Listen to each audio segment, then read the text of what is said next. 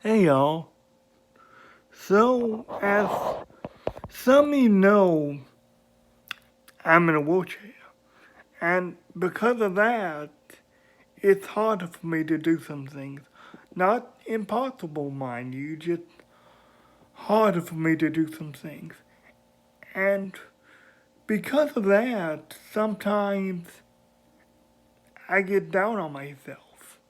Because I think to myself, oh, someone who could, some more able-bodied person than you can get that done much faster than you did, or you get what you struggle with, even the most, maybe what I would consider the most basic of things. And, but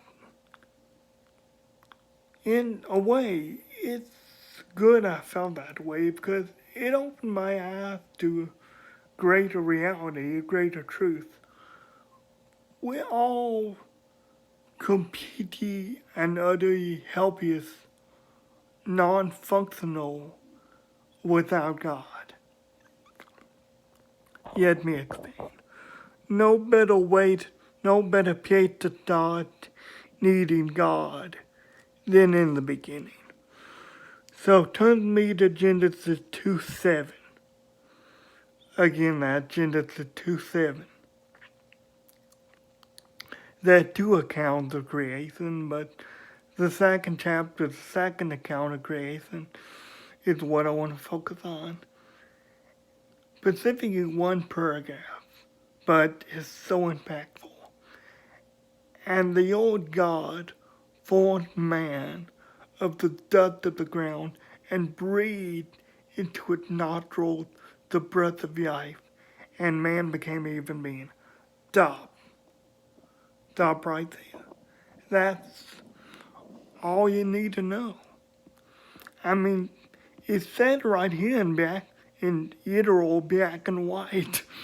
It says that God breathed into its nostrils the breath of life, and then, as a result of God's allowance, as a result of God's grace, as a result of God's mercy, as a result of God's Holy Spirit and Holy breath, man became a living being. So we see here even the most basic of needs and what we consider to be the easiest thing in the world. I mean, just breathing, because you don't even have to think about it. We think we only allow that privilege because we have God's breath inside us. Whether non-believer or believer, we all need God. And we all accept that reality sooner or later. Some of us will accept it in glory, some of us will accept the tragedy.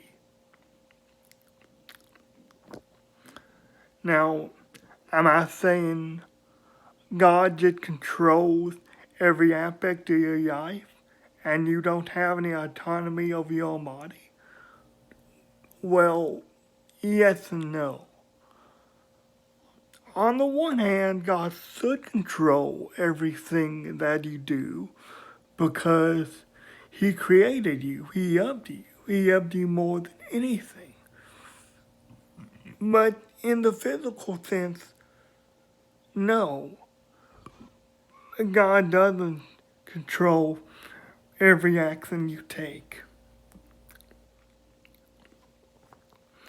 While we're on the subject, it would be good to talk about it too. I mean, celebrate minute or basic things that you do, minute thing that you do, because the smallest things in your life and maybe what you have trouble with, maybe what you have struggle with, they matter to God because you matter to God. There's no small thing that you can say to God. If you double the smallest thing and you bring it to God, then He doubles it with great importance because he loves you so much.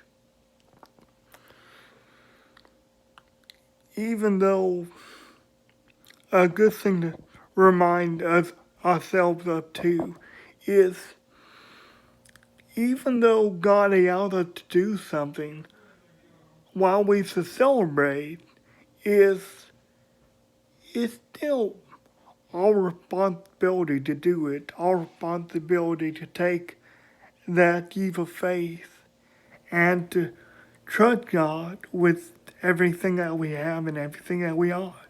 Even if it can be scary sometimes, even if what we struggle with and what troubled us seems silly in the aftermath. In the present, we didn't think it was. So take pride in just anything that you do, because that is the greatest importance to God, whether you bring it to Him or not. Guys, I love you. Stay safe. Take pride in yourself. Be proud of yourself. God made you. God loves you. I'll be praying for you. I love you too. And I'll see you next week.